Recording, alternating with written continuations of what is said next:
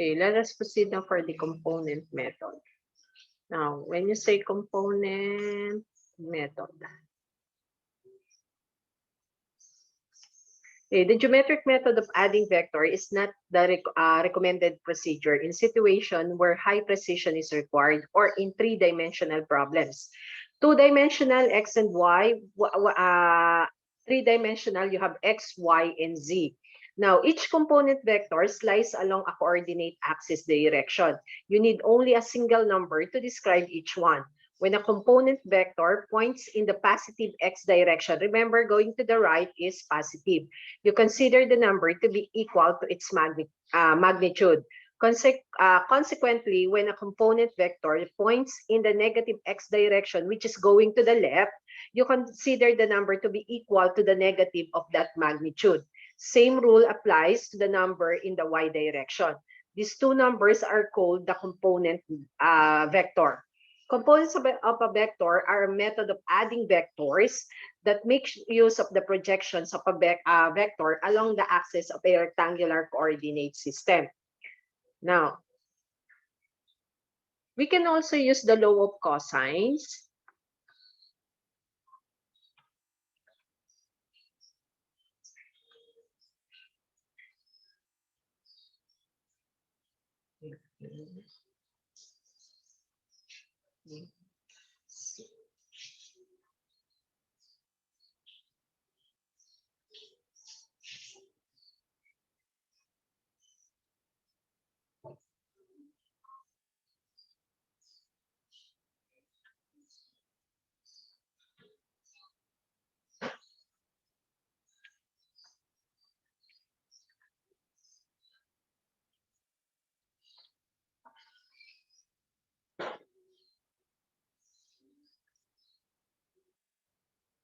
Okay, under the cosine law, okay, we can say you have your a squared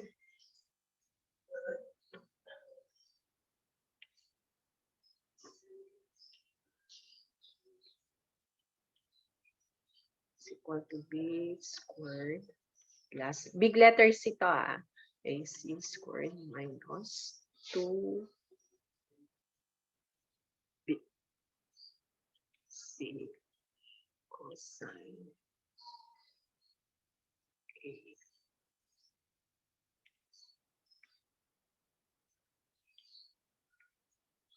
Cosine a. And then b squared is equal to a squared plus c squared minus 2ac cosine b. Cosine small letter b.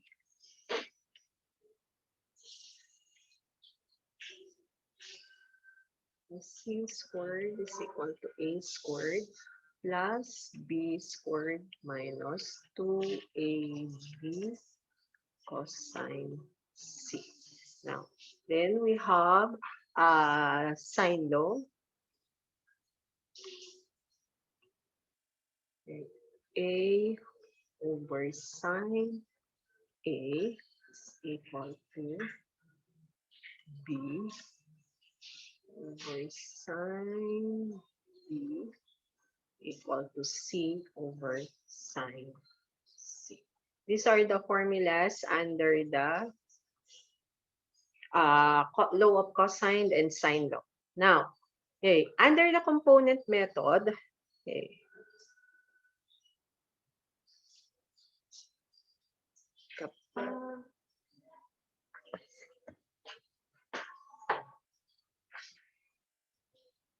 examples, find the resultant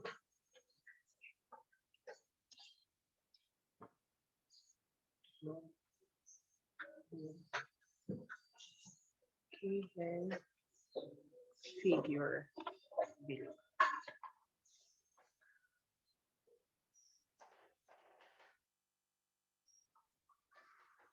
Using mathematical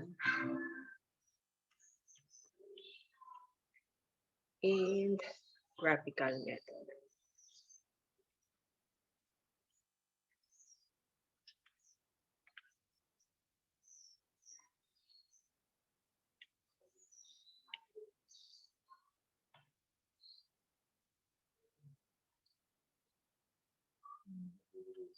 newtons.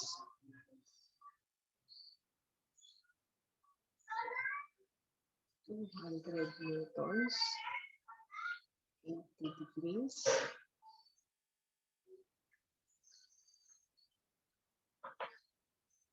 30 degrees of 80 newtons.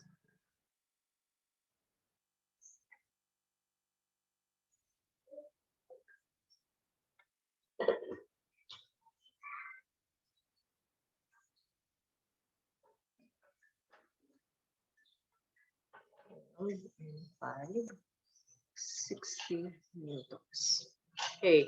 What if the requirement is to find for the resultant of the given figure? But in your laboratory, instead of finding the resultant using the force table, all you have to look is the equilibrant. The same magnitude as the resultant, but lying on the opposite direction. Kaya ang nangyari, if your resultant is lying on the first quadrant, of course, your equilibrant is on the third quadrant. Remember, the same magnitude as the resultant, but lying on the opposite direction.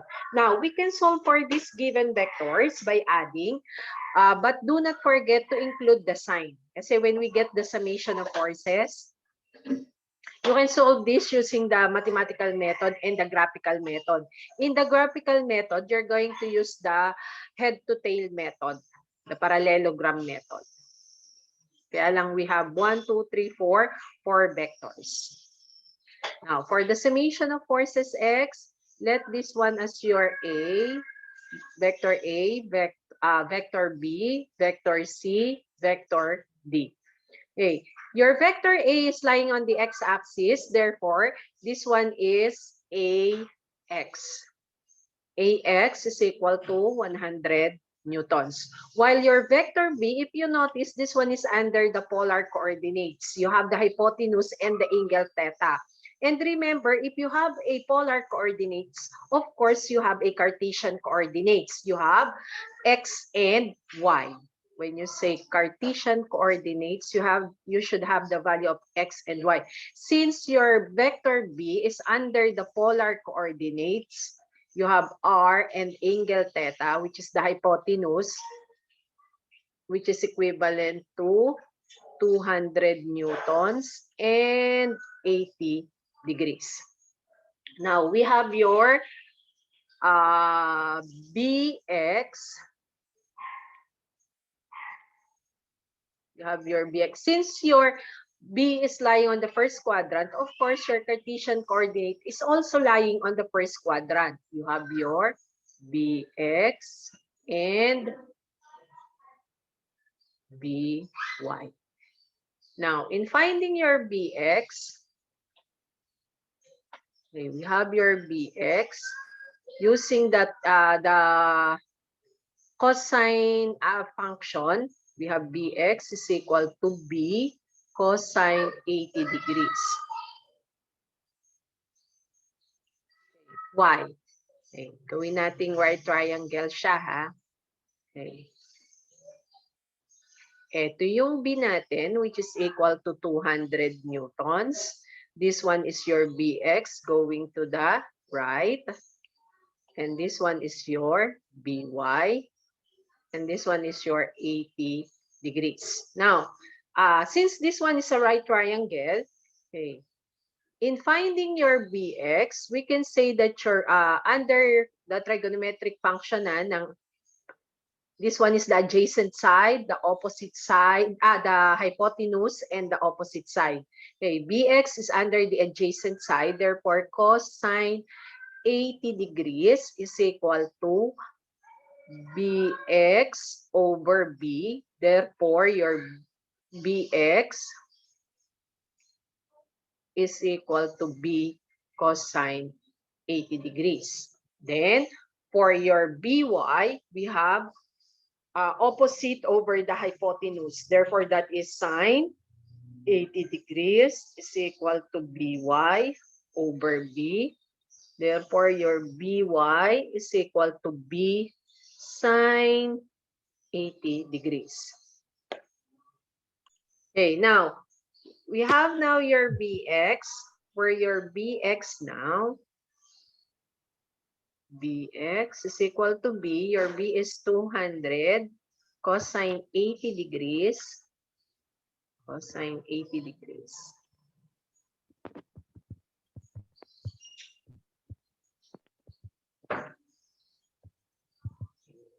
X 200 cosine 80 degrees. Therefore, that is 34.73. 34.73 newtons. Then for By, we have 200 sine 80 degrees. 200 sine 80. 100. Wait. Okay, therefore, that is 196. 196.96 newtons. Now, for vector C,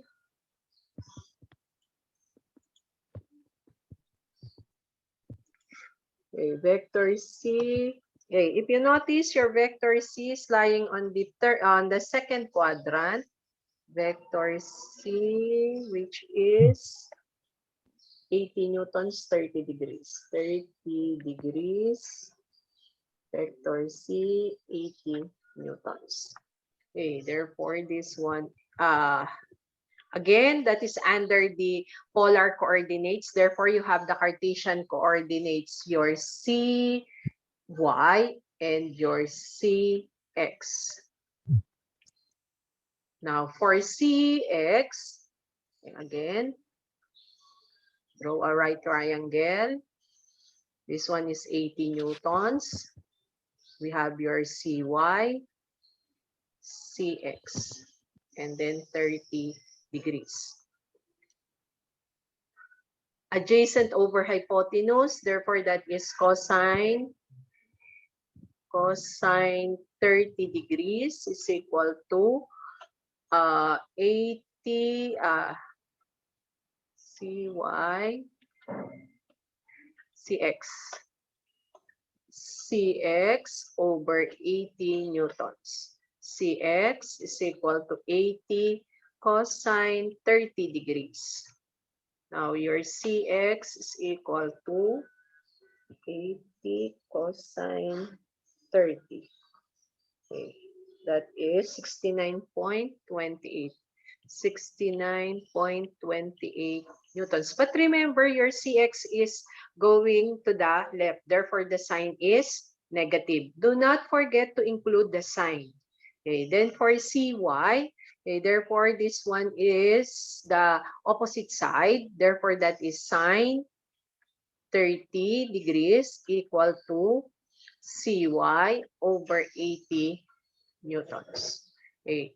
Therefore, we have CY is equal to 80 sine 30 degrees.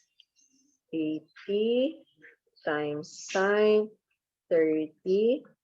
Okay, this one is equal to 40 newtons. Since your CY is going upward, still the sign is positive.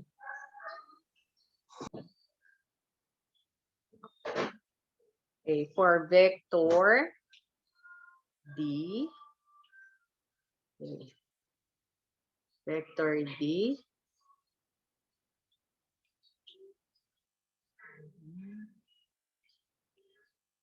vector D is 60 newtons.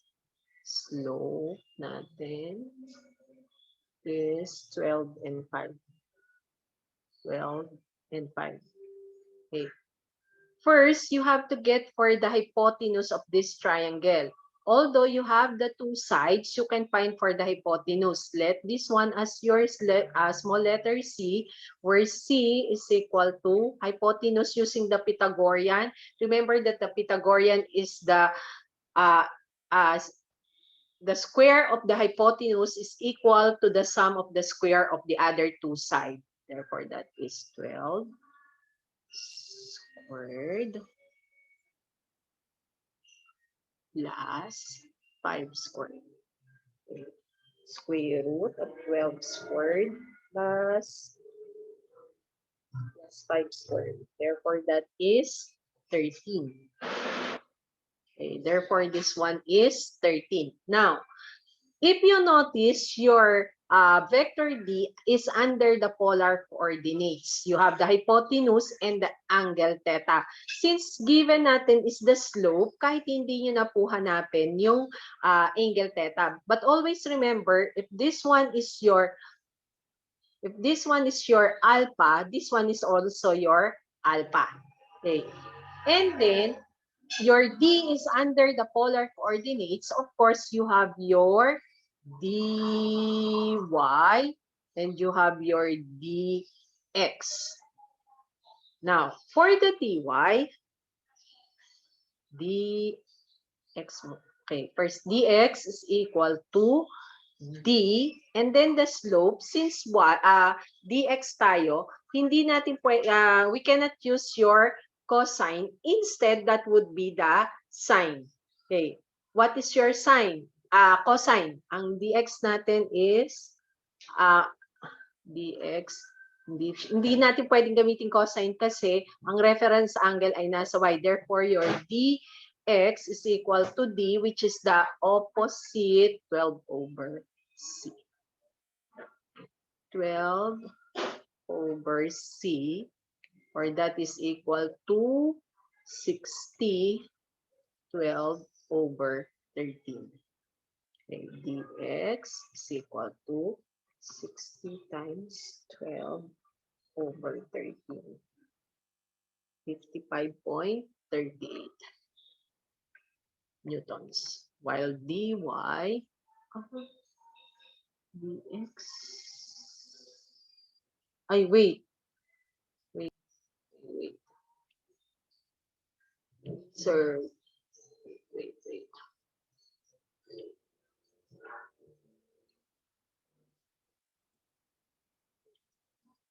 This one would be your dx. This one is your dy. For dx, 5 pala, 5. Therefore, this one is dx. If dx, therefore 5 over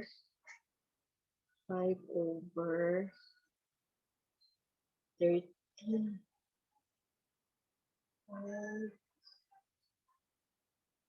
over 13 dx. Okay, this one would be your dy. Bakit naging dy? Kasi you have 12 over c, which is 13. Kung eto ang slope na gagamitin. Okay, let us try if we're going to use this angle theta. Therefore, we have in finding for your dy, therefore that is dy sine, kasi eto na ang gagamitin kong angle. You have your sine 67.38 degrees is equal to dy over 60. Therefore, your dy is 60 times sine 67.38 degrees. Your dy is equal to 60 times sine 67.38. Okay, 55.38.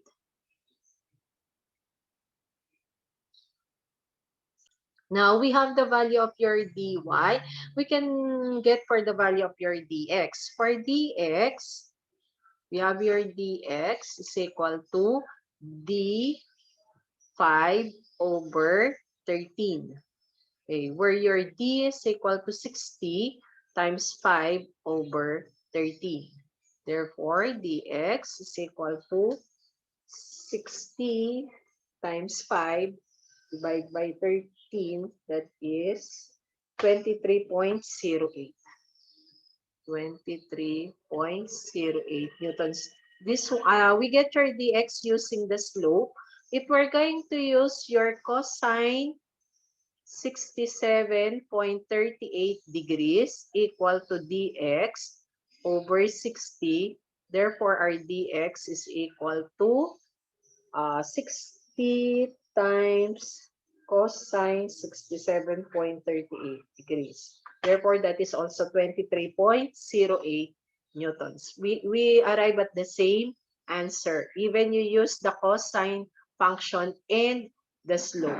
Okay, now, in getting for the summation, okay, remember we have to get for the summation of forces at x, which is equal to, we have to get the sum of all the forces lying on the x-axis. But do not forget to include the sign. When you say summation, although you have to add all the vectors, but you have to include the sign. Okay. You have your AX, BX, CX, and DX. Okay. AX plus BX plus CX plus DX. Then substitute the values. Your AX is equal to 100 newtons. 100 newtons plus your BX. BX is 34.73 newtons. 34.73 newtons plus CX is negative 69.28. But here pala your D is under what? The third quadrant. Therefore, this one is negative. This one is also negative. Negative. Because you are lying on the third quadrant. Negative. Okay, your CX is negative 69.28 newtons. Negative 69.28 newtons. Plus your dx, which is negative 23.08 newtons. Negative 23.08 newtons. Okay, getting the values, you have 100 plus 34.73 minus 69.28 minus 23.08. Therefore, the answer is 42.37 newtons. Now, for the summation of y equal to, since your your vector A is lying on the x-axis, therefore, we don't have the value for your AY. Instead, we have BY, CY, and DY. Okay. BY plus CY plus DY. Now, for BY, we have the value of 196.96 newtons. 196.96 newtons. Plus, your CY is positive 40 newtons. 40 newtons. Plus, your DY is negative, this one is not negative 55.38.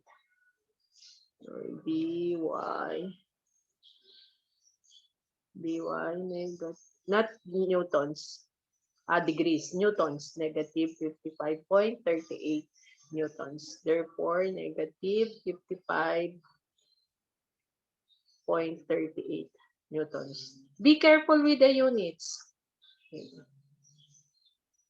According 181.58 newtons. Okay, if you notice, both your x and y are positive. Therefore, the resultant is lying on the first quadrant. You have draw a free body diagram. You have your y-axis and x-axis. A summation of x, summation of y. Then this one will be your resultant, then the angle theta. Now for the resultant, using the Pythagorean summation equal, r is equal to the square root of the summation of fx squared plus summation of fy squared.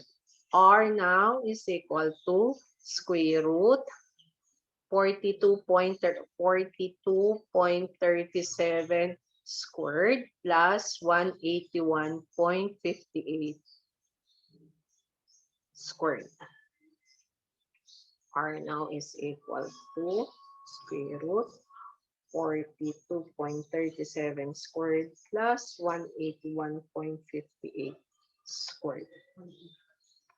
Okay, therefore that is 186.46 newtons. Okay, this one is the magnitude now of your resultant. Now, for the angle theta or the direction of your angle theta, we have tangent theta is equal to summation of forces y over the summation of forces x, where theta is equal to arctan summation of forces y, that is 181.58 newtons, over summation of forces x, which is 42.37 newtons. Cancel newtons. Theta now is equal to arctangent 181.58 over 42.37. Okay, therefore, we have 76.87 degrees.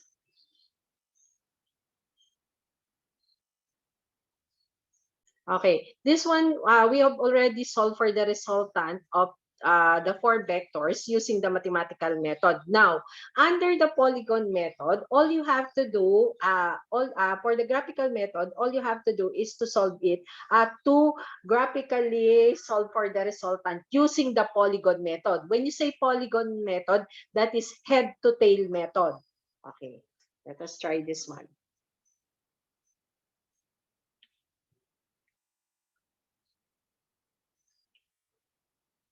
The polygon method. Again, use your ruler, your x and y. Y-axis, x-axis. Okay, let's assume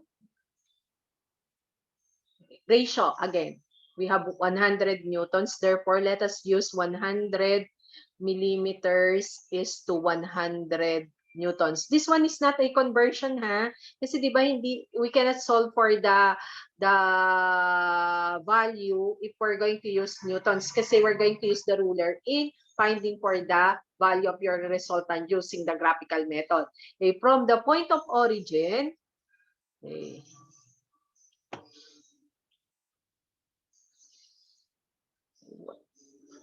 measure 100 millimeters since the given is what? The given is 100 newtons. Therefore, we're going to use as 100 millimeters. Then, from that point, again, draw at the head of your 100 millimeter, exactly 100 millimeter. Draw another X and Y. Then, okay, what is the next vector? That is 200 newtons, 80 degrees. Again, use your protractor, measure 80 degrees. Okay, example. Okay. Let's assume this one is 80 degrees. Okay, from the point of origin, measure 200, is it 200? 200 millimeters. 200 millimeters. Okay. Then, from that point, at the head of your 200 millimeters, draw another X and Y. And your vector C is lying on the third quadrant, 30 degrees. Measure 30 degrees. 30 degrees. Okay, 30 degrees. Okay, the value of your C is 80 newtons. Therefore, measure from the point of origin up to this point, 80 millimeters. Then from the head of your 80 millimeters, draw X and Y again. And then your vector D is on the third quadrant. This one is what? 60, 22. Your theta is 67.38 degree. Therefore, 67.4. 67.4. Measure again. Using your protractor, 67.4. Kasi we cannot measure 67.38, 67.4 degrees. Okay, from the point of origin up to this point, measure your vector D 60 millimeters. 60 millimeters. 60 millimeters. Wait.